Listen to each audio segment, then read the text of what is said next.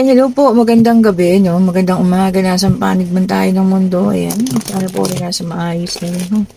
Sa pagpapanood ng ating bagong video for tonight. Ayan. Salamat po sa lahat ng mga nagpa-reading. Ayan. Salamat po sa inyo. At nakatapos tayo ng maaga-aga ngayon, ano? And, sa mga mabul, pasensya na. Okay po. At talagang, alam nyo yan, di yan natin kinaya, ha? Kasi talaga nakaka-drain po. Sobra, no? Lalo po na-observe ko yung mga energy nila. So, meron tayong 4 of Cups. Ay, 6 of Cups. Sorry po, ha. 4 of Pentacles and 3 of Cups. Okay? Thank you so much po, ha. Maraming salamat. At lahat naman sila ay satisfied.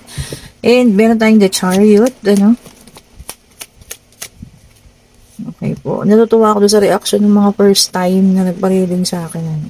Kasi di nga ako nanghihingi ng any information po. Wala kahit ano po, pangalan, ganyan, date of birth, wala po. No? Pero nagugulat sila sa unang latag ng baraha, lumalabas agad po. Pati yung mga nais nilang itanong, lumalabas agad. Parang sinasagot agad. And then, meron tayong the Fool. Okay po. And meron tayo ditong the Temperance. Okay. Sa mga nagpapa-private reading, ganun po, ha. Bigyan ko na kayo ng heads up. Hindi nyo kailangan magkwento. Kasi kailangan basahin ng baraha. Kaya nga po reading, O, diba? Yun ang nangyayari sa inyo. Then, meron tayong 3 of Swords. 9 of Swords. So, tignan nyo nga, malabo-labo na naman yung mata ko. Sila ba yung antipara ko? Ala, ayun, nandun pala. Okay po.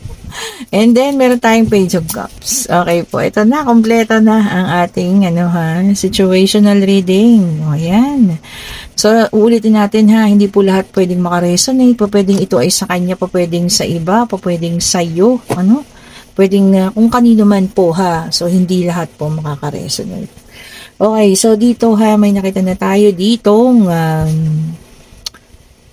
natapos kasi to na relasyon, nakasakit, pwedeng ikaw nasaktan, pwedeng siya, or parehas kayo nasaktan. O, ayan, ha. Humingi ng kalayaan, ayan, this is an old love story, So, ayan, may isang humingi ng kalayaan, nakaalis na. At ang isa naman, nag-aayos ng kanyang buhay, ayan, ha. Maaaring ikaw po ay pinagpalit sa isang third party, Pwedeng ikaw yun, pinalitan ka ng isang third party, Sumama siya, ayan, kasi, tignan mo, may the Chariot, so sumama sa iba. Okay po. Kaya lang, ang nagiging nakikita ko dito, inayaan mo na nga sa isang third party. Pero ang nangyayari kasi dito, bakit ganun, hinayaan mo na sa third party, pero ikaw pa rin yung hinahanap niya, So, nagkakaroon siya ng, anong tawag dito, comparison. Dito kay Bakekang, between Bakekang and you. Sa isip niya, bakit ibang-iba? Bakit hindi ganun? Hindi ganito yung inaasahan niya. Siguro, nung time na, alam mo yun, nagbobolahan parang sila.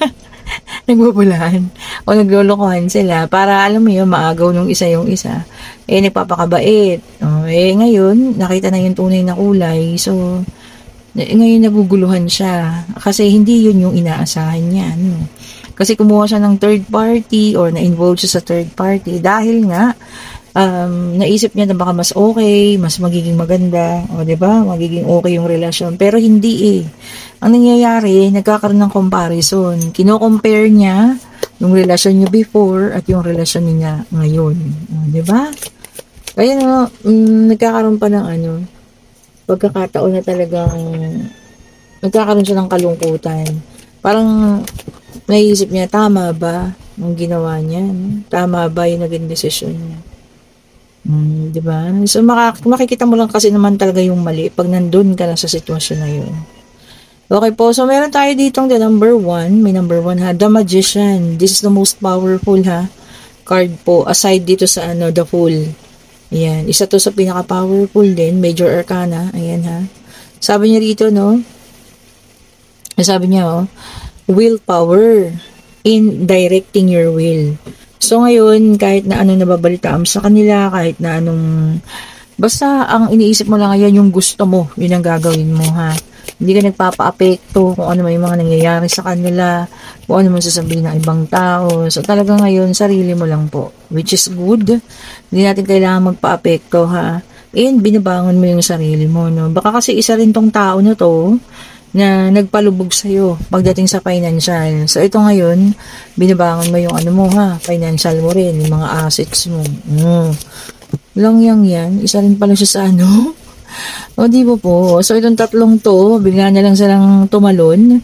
May kasamang number 8 natin the string. Ayan, ha? Teka nga. At andyan yata nag-iingay si Pipoy. Papayasay siya na kayo sa ingay ni Pipoy. So, ayan po, ha? So, tingnan natin, ano? Yun pala, the string na may kasamang number 8. O, ayan, ha? So, ngayon, parang nawawalan siya ng ano, no? Confidence. Diba? Parang nawawala yung confidence niya sa sarili niya na tama yung naging desisyon niya. Okay, ganun talaga po, no?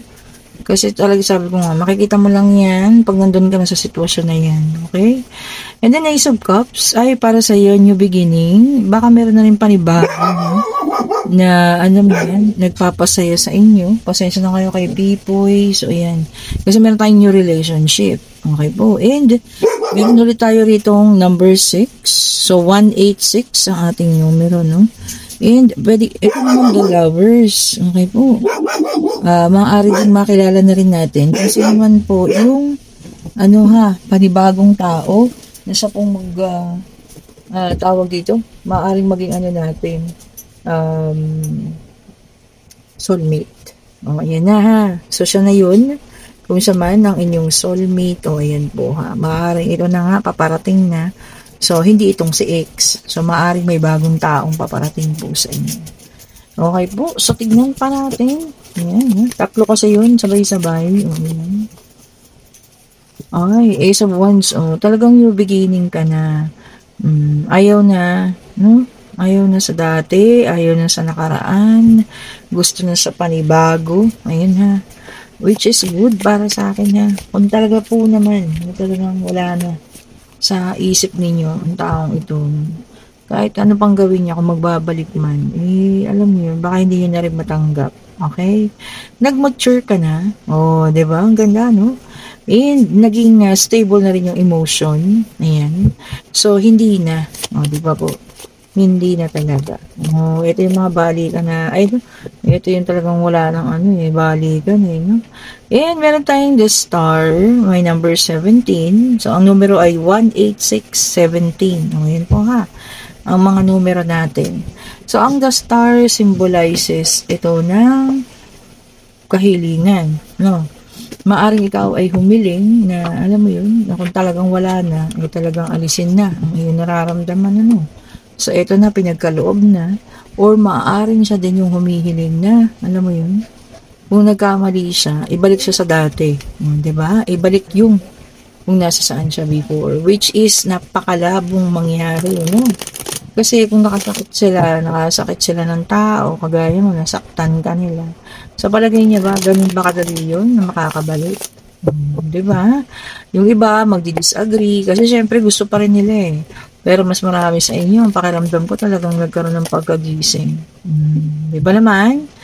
And meron tayo ditong Knight of Pentacles, Earth sign, Taurus, Virgo, and Capricorn. Ayan ha. O, sabi niya rito, feeling stuck. O, yung iba sa inyo may pakiramdam na parang nakastuck lang. Halos ayaw gumalaw. Ano ba to? Pakiramdam na parang walang anong tawag yan? Paglago. Diba? Walang nakastagnation lang. Parang kahit anong gawin natin, walang paglago talaga. Yun ang mahirap. Di ba po? Kasi, alam mo yun, kahit anong pagod mo na, siguro kailangan nating alamin, kung ano yung mga nagiging cause nito. Di ba? And then, meron tayong water sign, page of cups. Ayan. At, naku, dumaan ang ating isang alaga. Pasensya na kayo. Ayan. Tignan niyo naman yung ginawa niya. O, diba? Talagang, alam niyo yan. Sinagasaan. Ito ating, ay, ako talaga naman. O, ayan po ha. Pasensya na kayo. Okay na. Ito na po ang ating water sign. Okay. Page of Cups. Si Si Orange. Orange po ang pangalan. Kasi orange cat yun O ayan, sabi rito, no, kakailanganin, ay, may panibagong mensahe po paparating, oh. Positive naman. At pwede rin ikaw po ay ma-surprise. Ano ba yan? Mga mensahe na yan, nakakasurpresa daw po. Or maaari ito po ay balita na hindi mo aasahan, ha? Masusurpresa ka. Matignan pa natin. Nagkasakit yun eh, si Orange na yun. Alam niyo bang pumayat na yun, pero ngayon bumabalik na yung kanyang katawan po. Sumubrang payat noon dati. Pero ano yun, nalagaan ko talaga ng pagkain yun. Kaya ayan, umayos-ayos na po ang kanyang katawan. And then meron tayong Six of Swords, air sign. Ayan. Transition, pagbabago po ha. O pwedeng, alam mo yan, talagang panibagong buhay na rin ang iba para sa inyo ha. Air sign po yan. So, tagi-tagi sa earth, water, and air. So, si fire sign na lang. Ano? So, talagang mas maraming pumipili ngayon ng panibago, no? Kaysa yung magbalik sa mga dating buhay nila, no? O sa mga dating karelasyon. O, tinawag natin si fire sign at siya po yung lumabas. The tower. Oh, naka-reverse. Sabi niya rito, no? Restlessness o pagkapagod. Siguro ganun, pag napagod na, no, pwedeng relasyon, pwedeng kung ano man ito, no, pag ayaw na, pagod na, kayo mismo yung talagang susuko na. Kayo po yung talagang mismo ayaw na. Magkakabit ha, sa ating situational reading ha, at saka ito ngayon, the deck of cards. Meron tayong Nine of Swords, ayan, air sign, okay. Sa inyo, may iba sa inyo na nakakapanaginip ng hindi maganda ha. Baka po kayo nasusobrahan ng kain sa gabi. Iwas-iwas ha. Sana mga 3 hours mag-dinner na kayo bago kayo matulog. Huwag po yung tulog agad kasi kakakain lang. No? Hindi po maganda yan ha. Iwasan natin yan. Meron mga nakakakuha daw po ng nightmare. Ayan ha. Hindi magandang panaginip. And then 5 of Swords, air sign ulit ito, no? Sabi niya rito, no? Ay, may conflict, pero maayos naman na. So, magkakaayos na ha, kung ano man tong conflict na kinasangkutan ninyo. Much better po pag-usapan ha, bago lumaki ang mga conflict na yan. Kung sa trabaho man ito, sa relasyon, o kung saan man po ha. Conflict sa pamilya, no? Much better po pag-usapan. Or palipasin muna yung galit ng isa't isa, no? And meron tayong 6 of Pentacles, earth sign ulit ito. Ayan ha. Naku, may mga utang po na hindi pa nababayaran. Yun, ang mahirap. Naku. So dito, alam niyo yan, pwede naman tayong makiusap, no? Ayan, pakiusapan para, alam mo yun, masabi mo yung gusto mong sabihin, o diba? Kung paano mo mababayaran, kung sa tao man ito, no? Pwede po tayong makipag-usap. Kaysa yung hindi na lang tayo magpapakita. Di ba naman po? Tingnan pa natin ha. Ito na, ang pinaka-final natin sa deck of cards. Ayan, the death card, water sign. Ayan, no. Naku, yung iba sa inyo takot sa pagsisimula. Nakandoon pa rin sa nakaraan. Kumbaga, nakastagnant pa rin do sa, alam mo yun, yung nakaraan nila, ayaw pang umalis, no? Baka hindi talaga kaya, naiwanan pa yung ganung sitwasyon. Ang para sa inyo, no, kayo nga tanongin ko, ilang buwan ba o ilang taon bago talagang totally healed na? Sige nga, magsipag-comment kayo dyan ha. O kayo kung naranasan nyo to, o ilang taon o ilang buwan bago nyo nasabi, ay, wala na akong nararamdaman. Yun talagang totally ha. Yung iba sasabihin 3 months. Diba? Pero kasi case-to-case basis. Merong mabilisan, meron namang hindi. Diba? O ngayon, pwede na kayo magtanong. Pag-ibig, mangyayari. O yan, financial. O kayo po yung magtanong na ha. Mahirap lang dito situational reading natin. Ano? Nakarealize itong ating person mo. Pero ano na, parang huli na. O diba? Ngayon, pilit kanyang hinahanap dito sa bago niya, which is, paano yun? O, diba? Hahanapin ka yung mga, characteristics mo, diba? Sa ibang tao. Hindi niya makikita yon kasi nag-iisa ka lang. Di ba po? Bahala na siya sa buhay niya. Sabi At ito na po ang sagot. Kung ano man ang inyong itanong ay hindi pa po. So, no pa ang kasagutan. Ano? Maaring hindi ngayong taon, hindi ngayong buwan na ito. So, basta hindi pa siya ngayon ha. O kaya lang, huwag tayong mawawala ng pag-asa ha. Kasi kung ano man yan na itinanong ninyo, maaaring mangyari pa rin yan. Ano? Hindi man po ngayon, mga sa susunod na panahon. Okay, so meron pa rin din dito sa inyo, no, may trauma pa talaga sa nakaraang relasyon at hindi pa handa.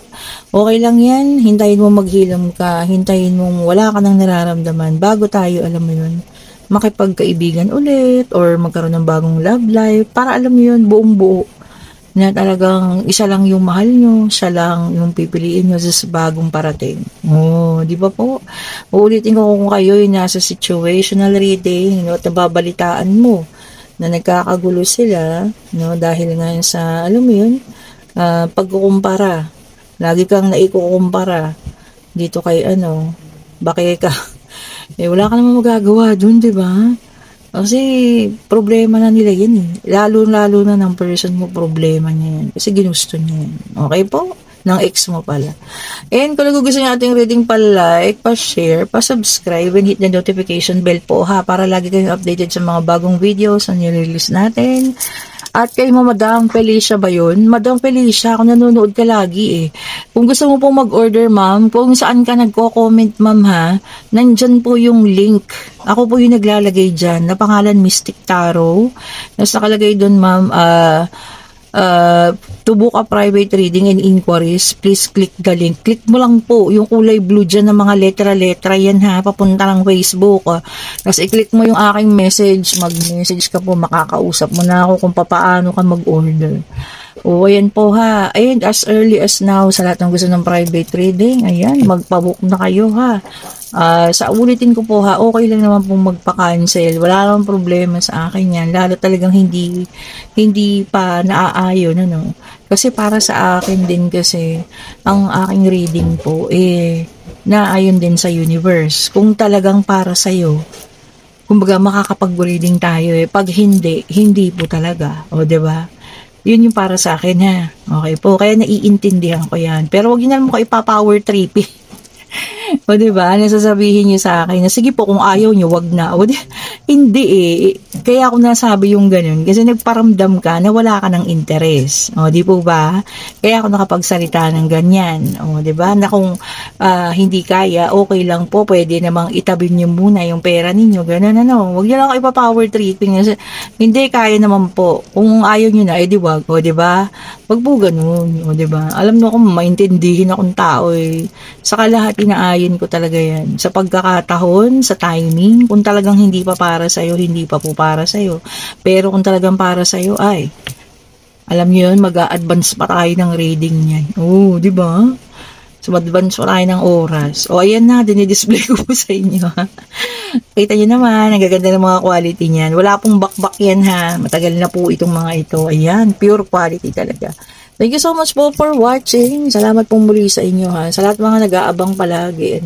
Maraming salamat po sa inyo. At alam niyo yun, napakabubuti niyong tao. Diba? Lahat po kayo sinasama ko sa dasal ko. Nasaan ako noon naman yung mga pinagdadaanan nyo ngayon. Malampasan din yung lahat yan. At umayon na rin sa inyo yung kapalaran. Naniniwala ba kayo doon? Na kapag talagang oras nyo na yung kapalaran ninyo at pabulusok na kayo pataas, wala pong makapipigil. Okay po, thank you so much for watching. Have a great day. Stay safe po sa lahat And have a great night. Okay po, bye-bye po.